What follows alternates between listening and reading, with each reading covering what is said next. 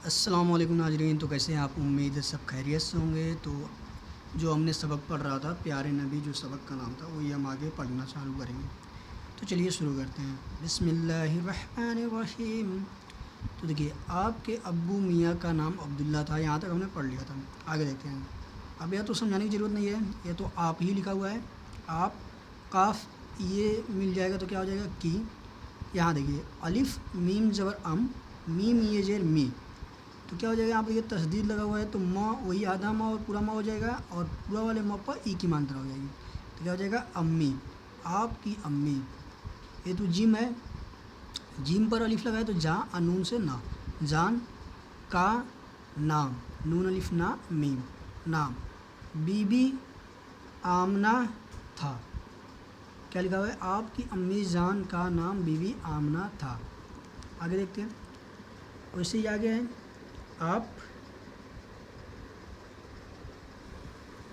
गए, आप बचपन ही में। अब देखिए, यहाँ पर बचपन लिखा हुआ है।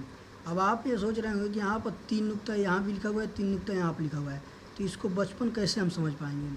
तो देखिए, यदि हम इसको तोड़ें तो इसके वाले को हम तोड़ेंगे तो ये क्या है हमारे पास? एक नुक्ता इसके नीचे लगा हुआ है तो ये क्या है? बे है। ठीक है, यह वाला बे है।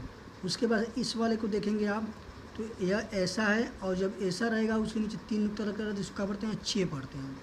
ठीक है, और फिर ऐसा ही है, और उसके नीचे 3 नुक्ता लगाया था, इसको क्या, इसको बे पढ़ते हैं, और 3 नुक्ता लगाया था इसको क्या पढ़ते हैं? पे। तो ब च प, अनून से न, बचपन। आप बचपन ही में यतीम। अब देखिए, यहाँ पर 1 नुक्ता लगता है तो इसको ब पढ़ते हैं, 2 नुक्ता लगता है तो इसको क्या पढ़ते हैं? य, और ऊपर 2 नुक्ता लगता है इसको क्या पढ़ते हैं? त।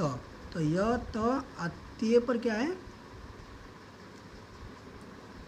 अब ते के साथ फिर 2 नुक्ता नीचे लगा हुआ है तो यती, अमीम से म, यतीम हो गए थे। आगे लिखा है कि माँ। अब ये नून मुन्ना वाला ना है, तो देखिए माँ हिंदी में कैसे लिखते हैं? ऐसे।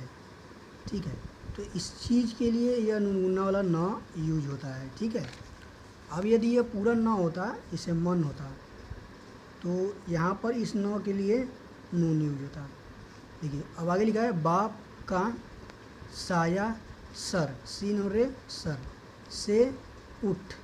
अब ये जैसे हमने कहा था कि काफ और ह मिल के ख होता है, ते और ह मिल के थ होता है, वैसे ही यहाँ पर ते और ह मिल के क्या होता है? ठ होता है, हिंदी वाला ठ। उठ गया था। दादा जान ने आपको पाला पोसा। आपने दाई हलीमा का दूध पिया। तो यहाँ तक रखते हैं हम इस सबक को। उम्मीद है यह सबक आपको समझ में आया होगा। अगले वीडियो में हम थोड़ा सा इसको फास्ट पढ़ेंगे, क्योंकि अभी तक आपने सीख रहे थे तो आपने सीख लिया है। मिलते हैं नेक्स्ट वीडियो में, तब तक के लिए खुदा हाफिज़।